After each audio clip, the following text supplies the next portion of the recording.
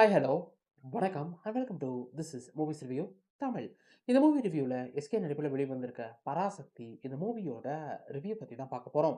So இந்த படத்தோட one line ஸ்டோரின்னு கேட்டிங்கன்னா, படத்தோட கதைக்களம் 1950களில் நடக்கிற மாதிரி காட்டுறாங்க.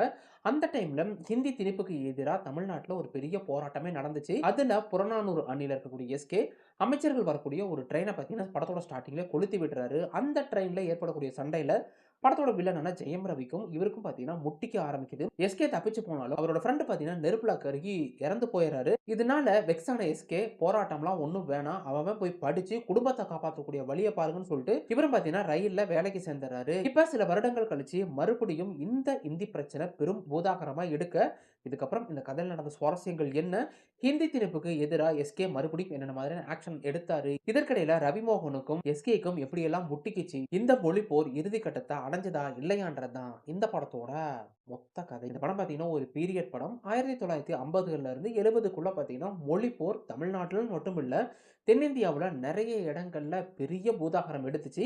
அதை பேஸ் பண்ணி அதை இன்ஸ்பயராக வச்சு தான் இந்த படத்தை எடுக்கிறாங்கன்றப்ப இந்த படத்துக்கு உண்டான எக்ஸ்பெக்டேஷன் நிறையவே இருந்துச்சு. ஆனா இந்த படத்த லிட்டரலி பார்க்கும்போது ஹானஸ்ட்டா சொல்லணும்னா, எனக்கு ரொம்பவே புடிச்சிருந்துச்சு. இந்த படத்துல இருக்கக்கூடிய ஒரே ஒரு மைனஸ் பாயிண்ட் என்னன்னு கேட்டீங்கன்னா, 2 1/2 மணி நேர படத்த இன்னும் கொஞ்சம் கிரிஸ்பா கட் பண்ணி 2 1/4 மணி நேரத்திலயோ, 2 மணி நேரத்திலயோ குடுத்திருந்தாங்கன்னா, அது இன்னமுமே பரபரப்போட உச்சியிலே இருக்கும். படம் ஸ்டார்ட்டிங்லேருந்து எண்ட் வரைக்கும் ஃபர்ஸ்ட் ஹாஃப்பும் சரி, செகண்ட் ஹாஃப்பும் சரி, இன்டர்வல் பிளாக் அரைவான விதமும் சரி, ரொம்பவே நல்லா இருந்துச்சு. ஆனா சில இடங்கள்ல பார்த்தீங்கன்னா, படம் கொஞ்சம் ஸ்லோ டவுன் ஆகுதோ! அப்டின்ற ஒரு ஃபீல் தான் வந்துச்சு. கிளைமேக்ஸ இவங்க கன்க்ளூட் பண்ண விதமும் எனக்கு ரொம்பவே புடிச்சிருந்துச்சு. இந்த படத்துல நெறைய கேரக்டர் இருந்தா கூட, சேத்தனுக்கு உண்டான அந்த இம்பார்ட்டன்ட் கூட ஓரளவுக்கு அண்ணான்னு சொல்லிட்டு கொஞ்சம் இம்ப்ரெசிவா எழுதியிருந்தாங்க. ஆனா பார்த்தீங்கன்னா, குரு சோமசுந்தரம்லாம் ஒரு கேரக்டர் வருவாரு. அதெல்லாம் கொஞ்சம் ஐகானிக்கான கேரக்டர். அதுக்கெல்லாம் இன்னும் கொஞ்சம் கேரக்டர் டெவலப்மென்ட் பண்ணியிருக்கலாமே! அந்த ஒரு கேரக்டருக்கு எதுக்கு குரு சோமசுந்தரம் தான் தோணுச்சு. இத தவிர கொடுத்த ரோல பார்த்தீங்கன்னா, எல்லாமே நீட்டா பண்ணியிருக்காங்க. எஸ்கேப்பா இருக்கட்டும், அதர்வாவா இருக்கட்டும், ரவிமோகனுக்கும் ஒன் ஆஃப் த பெஸ்ட் ரோலா இந்த படம் இருக்கும். குடுத்தத பார்த்தீங்கன்னா, அவ்ளோ நீட்டா நடிச்சு குடுத்துருக்காரு. இத தவிர சர்ப்ரைஸா பார்த்தீங்கன்னா, கேமியோ ரோல்ல ஒரு 3 கேரக்டர் நடிச்சிருக்காங்க. அது என்னன்னு சொல்லிட்டு படத்த பார்த்தே தெரிஞ்சுக்கங்க. இந்த படம் என்னதான் ஒரு பீரியட் படமா இருந்தா கூட, புரொடக்ஷன் டீம் பார்த்தீங்கன்னா, அவ்ளோ அழகாவே வொர்க் அவுட் பண்ணியிருக்காங்க. அந்த பில்டிங்ஸா இருக்கட்டும், வெஹிக்கிள்ஸ காட்டுன விதமா இருக்கட்டும், காஸ்டியூம் டிசைன் மொதற்கொண்டு பார்த்தீங்கன்னா, புரொடக்ஷன் டீம் இறங்கி வேல பார்த்துருக்காங்க. பெருசா அந்த படத்துல எனக்கு குறை சொல்றதுக்குலாம் எதுவும் இல்லைங்க. ஜிவியோட மியூசிக்கா இருக்கட்டும், சினிமாட்டோகிராஃபியா இருக்கட்டும், டாப் நாச்சா இருந்துச்சு. இந்த படம் நின்னதுக்கே எல்லாத்தோட பெர்ஃபார்மன்ஸ் தான். கொடுத்த ரோல பார்த்தீங்கன்னா, எல்லாமே டாப் நாச்சாவே நடிச்சிருக்காங்க. ஸோ வாய்ப்பு கிடைச்சா இந்த படத்த ஒன் டைமாச்சும் வாட்ச் பண்ணி பாருங்க. படத்துல பெருசா அடல்ட் கன்டென்ட் இல்லைனா கூட, ரத்தம் தெறிக்கக்கூடிய சீக்வென்ஸ் நெறைய இருக்கு. இத மட்டும் மைண்ட்ல வச்சுக்கிட்டு இந்த படத்த பாருங்க. மொத்தத்துல இந்த பராசக்தி எப்படி இருக்குன்னு கேட்டீங்கன்னா, என்ன பொறுத்தவரைக்கும் ஹானஸ்ட்டா ஒரு விஷயம் சொல்லணும்னா, எனக்கு இந்த படம் ரொம்பவே புடிச்சிருந்துச்சு.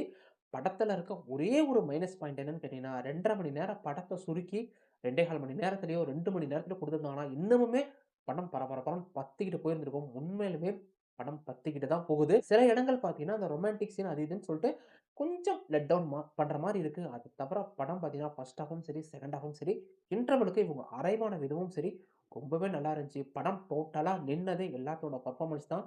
எல்லாருமே பார்த்தீங்கன்னா, டாப் நாச்சான ஒரு பெர்ஃபார்மன்ஸே குடுத்திருப்பாங்க. என்ன கேட்டீங்கன்னா, குரு சோமசுந்தரத்தோட கேரக்டர் இன்னும் கொஞ்சம் பெட்டரா எழுதியிருக்கலாமோ! அது பார்த்தீங்கன்னா, கொஞ்சம் ஐகானிக்கான கேரக்டர். அது இன்னும் கொஞ்சம் பெட்டரா எழுதியிருக்கலாமோ! சேத்தனுக்கு கூட ஒரு 2, 3 டயலாக் இருக்கும். ஆனா குரு சோமசுந்தரத்துக்கு ஒரே ஒரு டயலாக்கோட முடிச்சுட்டாங்க. அது மட்டும் இன்னும் கொஞ்சம் பெட்டரா எழுதியிருக்கலாமோன்னு தோணுச்சு. ஆனா இந்த படம் என்ன இம்பாக்ட்ட குடுக்கணுமோ, அது கண்டிப்பா குடுத்துச்சு. படத்துல நெறைய எமோஷனல் சீக்வென்ஸ் இருந்தாலும், அதெல்லாம் பார்த்தீங்கன்னா, கன்வே பண்ணக்கூடிய அளவுக்கு ஸ்கிரீன் பிளே நீட்டாவே இருக்கு. இத தவிர படம் ஒரு பீரியட் படம் அப்படின்றப்ப புரொடக்ஷன் டீமும் இறங்கி வேல பார்த்துருக்காங்க. ஸோ வாய்ப்பு கிடைச்சா இந்த படத்த ஒன் டைமாச்சும் வாட்ச் பண்ணி பாருங்க. படத்துல பெருசா அடல்ட் கன்டென்ட் எதுவும் இல்லன்னா கூட ரத்தம் தெரியக்கூடிய சீக்வென்ஸ் நெறைய இருக்கு. இத மட்டும் மைண்ட்ல வச்சுட்டு பாருங்க. நீங்க குடுக்கக்கூடிய அந்த 2 1/2 மணி நேரத்துக்கு கண்டிப்பா ஒர்த்தபிளா இருக்கும்ன்றதுல எந்த ஒரு சந்தேகமும் இல்ல. இந்த வீடியோ பிடிச்சிருந்தா வீடியோக்கு ஒரு லைக் குடுத்துருங்க. அப்படியே சப்ஸ்கிரைப் பட்டன் அழுத்திட்டு பக்கத்துல இருக்க பெல் ஐகானையும் கிளிக் பண்ணிக்கங்க. இன்னும் உங்களுக்கு பார்க்குறேன். அதுவரைக்கும் என்ன கீப் வாட்சிங், keep supporting, subscribe to movies review Tamil.